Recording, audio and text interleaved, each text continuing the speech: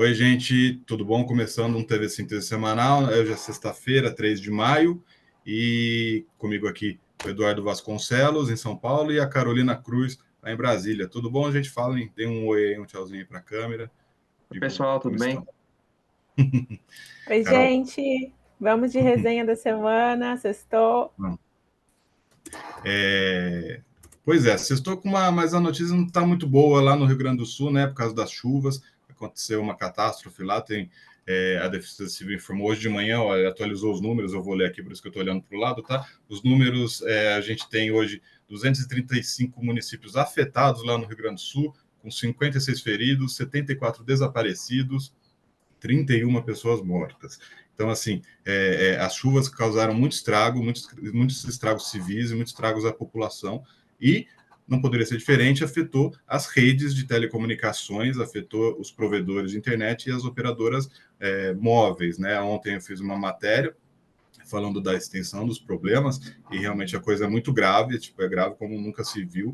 A água chegou assim, bateu na fibra nos postes, inundou equipamentos, o pessoal não consegue ainda nem chegar nas fibras, porque ela está submersa, então a pessoa, às vezes, o técnico tem que ir de jet ski até uma fibra, por exemplo, para tentar identificar se há uma ruptura naquele ponto, assim.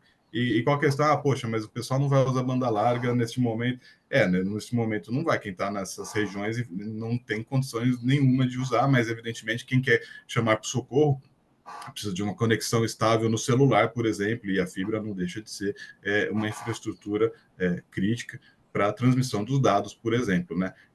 Muitas cidades, segundo um boletim de ontem, ainda tem que ser atualizado hoje, mas segundo um boletim de ontem da Anatel, tinha, por exemplo, 8 cidades completamente ilhadas, que não tinham comunicação, nenhuma operadora móvel funcionava, por exemplo, tá?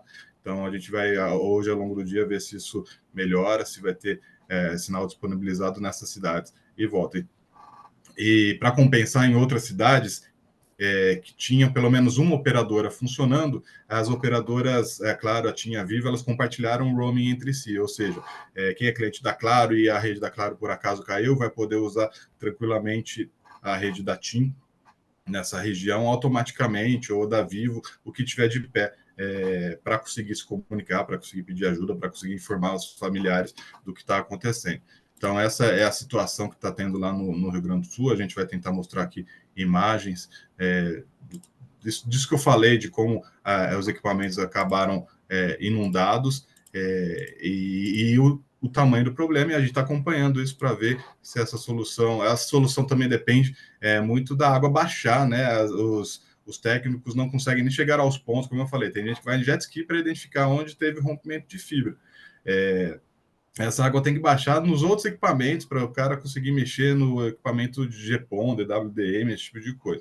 Então, teve muitos provedores locais foram atingidos também, e isso é um problema. A Unifique, por exemplo, mobilizou equipe de Santa Catarina que está indo para trabalhar, fazer uma força-tarefa lá no Rio Grande do Sul. A Vero também está mobilizando sua equipe para conseguir restaurar as redes em sua integralidade. Enfim, teve bastante coisa afetada. Mas vamos mudar de assunto, vamos falar de infraestrutura. Eu mencionei um pouco aqui de postes que eles foram inundados. A gente vai falar de outra questão relacionada aos postes, que é a resolução conjunta da Anatel e da ANEEL. A ANEEL postergou uma decisão a respeito desse assunto, né, no ano passado, né, Carol? E os técnicos se debruçam ainda sobre melhorias ou sobre como chegar num consenso, talvez, ou não sei, sinceramente, com a Anatel a respeito desse assunto. Aí você fez uma cobertura a respeito do relatório mais recente que os técnicos da ANEEL soltaram sobre o tema. Pode falar para a gente o que você identificou? Exatamente, Rafa. A área técnica da ANEEL fez uma nova avaliação da resolução para o compartilhamento de posts. Essa avaliação responde a uma solicitação da assessoria do autor do pedido de vistas, que adiou a votação no ano passado, Fernando Luiz Mosna. E antes de entrar aqui nos principais pontos, eu acho importante destacar que não é uma recomendação espontânea da área técnica. A área técnica foi provocada a opinar em alguns pontos que a assessoria está analisando, né, que poderia ajustar no texto. E é importante ressaltar também que também não significa que as recomendações serão acatadas pelo relator do voto vista, ele vai analisar e caberá à diretoria da ANEEL bater o martelo. Dito isso, vamos à nota técnica. A assessoria de Mosna pediu recomendações para um melhor detalhamento em relação ao rito de regulamentação.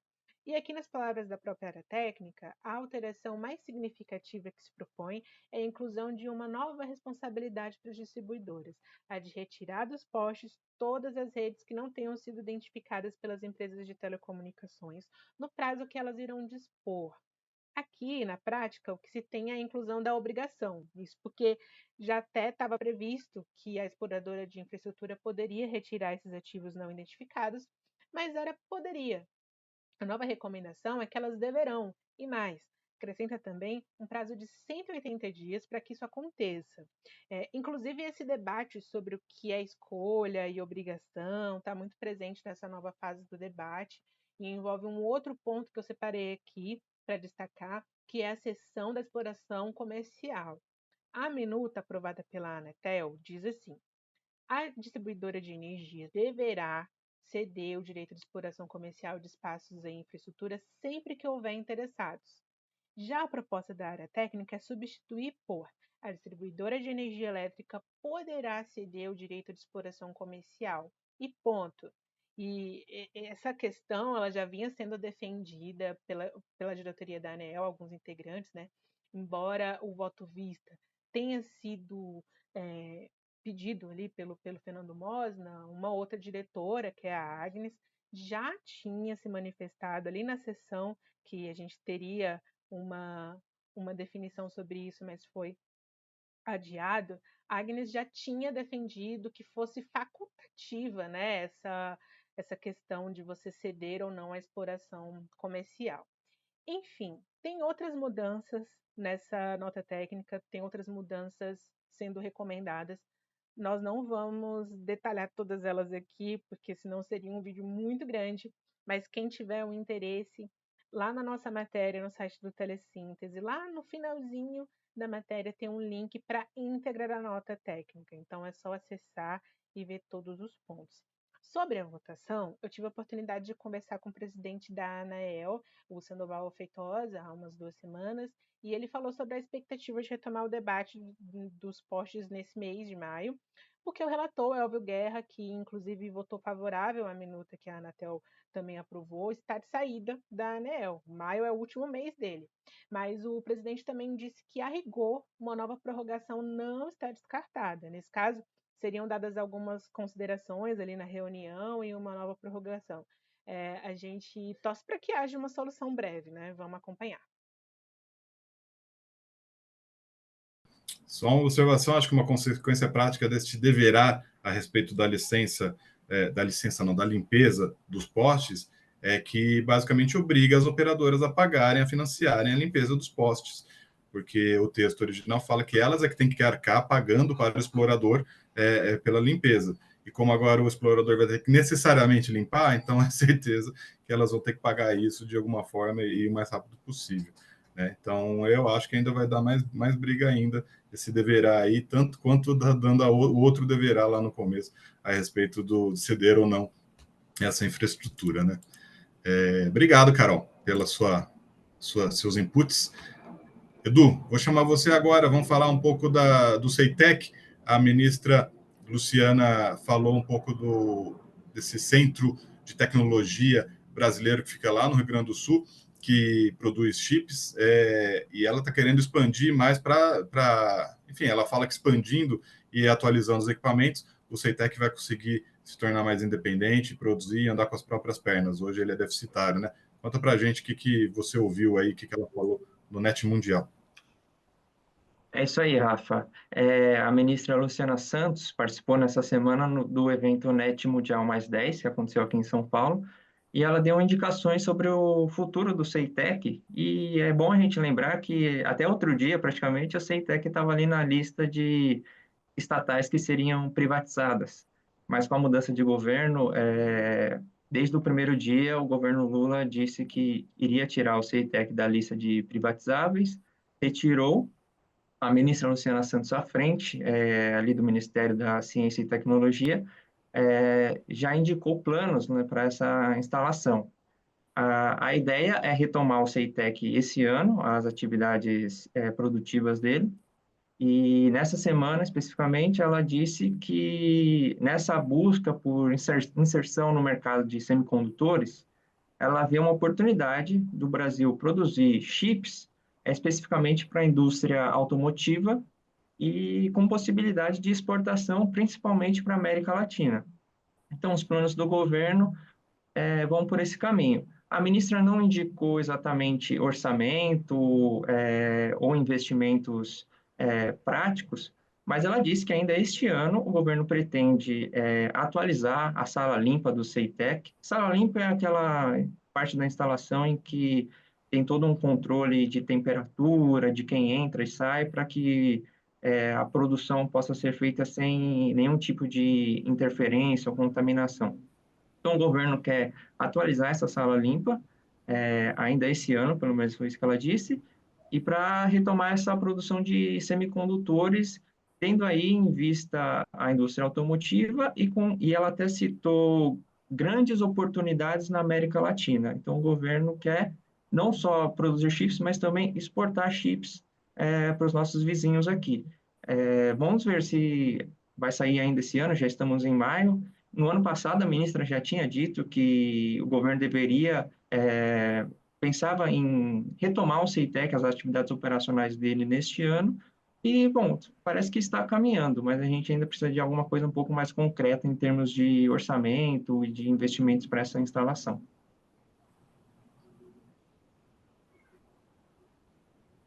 No começo do ano, a gente até publicou uma entrevista com o Henrique Miguel, né?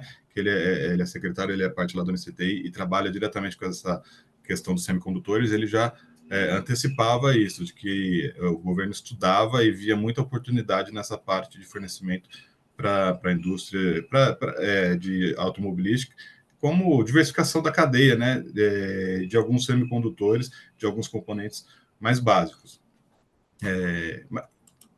Continuando em você, Edu, fala um pouco da multa que a FCC aplicou em operadoras lá nos Estados Unidos. Foi uma multa bastante poupuda, pelo menos para os padrões brasileiros. Conta mais. Pois é, Rafa. Acho que ninguém pode falar que a FCC só vai contra as empresas chinesas, né? Embora o regulador de telecomunicações dos Estados Unidos venha implementando algumas medidas para retirar as chinesas das redes, nessa semana a FCC acabou decidindo aplicar uma multa muito significativa às 3 grandes operadoras móveis dos Estados Unidos. As multas somadas chegam a 196 milhões de dólares, se a gente for converter aí dá praticamente R$ 1 bilhão. E o que aconteceu? As 3 empresas, a Verizon, T-Mobile e AT&T, elas venderam dados de localização dos usuários sem o consentimento dos usuários. E a FCC emitiu uma nota explicando como que isso aconteceu. As empresas, em primeiro lugar, já não pegaram o consentimento dos usuários para compartilhar os dados, não deixaram claro como que iriam usar esses dados. Venderam, a FCC usa a palavra agregadores, então venderam para terceiros, e esses terceiros venderam para provedores de serviços. E eram dados especificamente de localização. A gente está falando de telefonia móvel, então as pessoas moram em um determinado lugar, mas se locomovem com aquele aparelho e vai captando os dados por onde elas passam. Então, essas empresas terceirizadas, provedores, acabaram tendo acesso a esses dados e para depois, possivelmente, tentar vender os seus serviços direcionado a essas pessoas com base nesses dados de localização. Mas a lei das telecomunicações dos Estados Unidos prevê que as empresas precisam ter consentimento dos usuários para compartilhar os dados, tratar os dados, e, em primeiro lugar, também tem que ter uma confidencialidade desses dados. Segundo a FCC, essas empresas já tinham sido notificadas de que as medidas que elas tomavam não eram suficientes, mas mesmo assim elas continuaram. Até que a FCC, nessa semana, decidiu pela multa. As operadoras vão recorrer, mas são multas bem significativas. Só para pontuar aqui, a T-Mobile recebeu uma multa de 92 milhões, 12 desses 92 são da Sprint, que era uma outra operadora que se fundiu com a T-Mobile há alguns anos. Então, seriam 80 milhões da T-Mobile, mas ela teve que absorver mais 12 aí da Sprint. A AT&T recebeu uma multa de 57 milhões e a Verizon de 47 milhões. Aí a gente tem a soma de 196 milhões de dólares em multas por vender os dados dos usuários sem o consentimento deles. As empresas vão recorrer e a gente vai ver até onde vai essa possivelmente batalha judicial aí. E isso vem numa situação, num momento em que se aprovou a legislação para banimento do TikTok, né? Então não deixa de ser coerente. Se eles estão banindo o TikTok porque eles falam que ele compartilha de forma ilegal os dados e sem respeitar a legislação americana, multar as empresas que são americanas. Não dá para banir a empresa americana, então pelo menos você multa e bota elas nos eixos, né? Imagino eu, né? Uma coisa que eu acho interessante também é que esse valor mostra digamos, a necessidade, o potencial de ação de uma autoridade a respeito do vazamento de dados pessoais, né? Não custa lembrar que a ANPD aqui no Brasil não está funcionando direito, está meio esquecida, escanteada, até porque tem uma presidência ligada ao governo anterior, e daí eles não chegam num acordo nunca, mas, enfim, é uma seara que precisa ser bem regulada, porque senão gera um mercado gigantesco e é o consumidor, é o titular dos dados que acaba prejudicado, né? Para finalizar, eu vou falar de Oi. A gente não consegue não falar de Oi aqui neste TV Síntese semanal. Toda semana tem alguma coisa. Essa semana aconteceu a divulgação pela Oi de que assinou o contrato de diluição da sua participação na Vital. Então, a Oi tinha 31% na operadora de infraestrutura de rede, vai reduzir isso para 17%. Tá? Isso já era previsto porque a Oi não atingiu algumas metas aí de desempenho. Ela vai continuar com os direitos políticos sobre a Vital como se tivesse 31% até o final do ano. Quer dizer, ela tem até o final do ano, inclusive, para recuperar o seu desempenho e, de repente, até recompor essa participação na Vital. Ela pode voltar, portanto, a ter 31% na operadora de rede neutra, tá? Isso já era esperado, não era nenhuma novidade, já estava previsto no acordo que foi firmado de venda da UPI Infraco, que se tornou a Vital lá atrás, tá? Então, já tinha esses termos e o mercado já imaginava. Não foi a primeira vez que reduziu a participação da Oi, mas agora deve ser a última vez que isso acontece. Eu fiz uma matéria essa semana a respeito da ata da Assembleia Geral de Credores, que aconteceu no começo ali em meados de abril, né? E o que me chamou a atenção? Saíram os votos contrários, né? A Assembleia Geral de Credores aprovou o plano de recuperação judicial da Oi, mas aprovou com 70% dos votos, 79% dos votos, uma maioria folgada, mas ainda assim tem ali os seus 20% que foram contrários. E por que eles foram contrários e quem foi o contrário, que acho que isso também é bastante importante, né? A gente tem alguns players que tradicionalmente se posicionam contra a Oi em âmbito judicial, desde sempre, que são os bancos nacionais, Banco do Brasil, Caixa Econômica, Itaú, Unibanco. Então, eles falam que eles são contrários ao plano, porque eles falam, principalmente o Banco do Brasil, ele é o mais vocal. Ele fala, olha, esse plano de recuperação não vai recuperar a Oi coisíssima nenhuma, ela não vai ter a menor condição de pagar depois essas contas. Então, a gente é contra esse plano de recuperação judicial.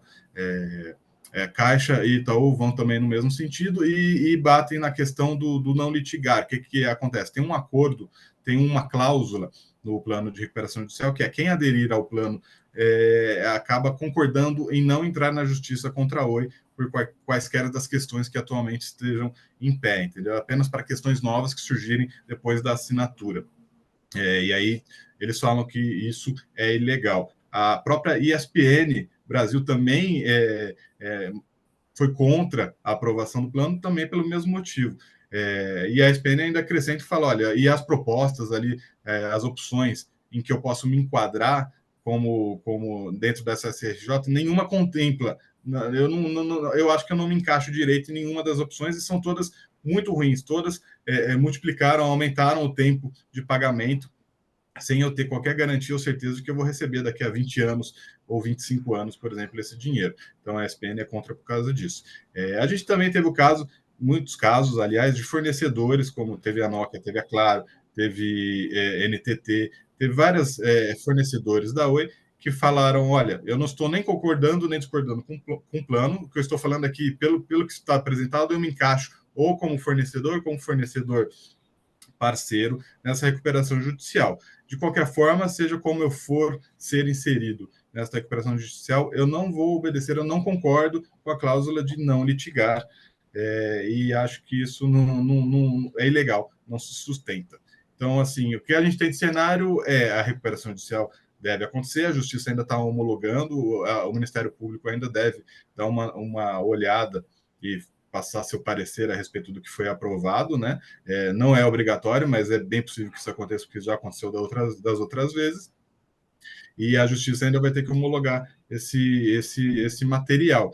E em outro vertente, a gente tem grandes empresas, BB, Caixa, Unibanco, prometendo continuar com a litigância, continuar a reclamar na Justiça, e eles têm um passivo bastante grande em relação à Oi.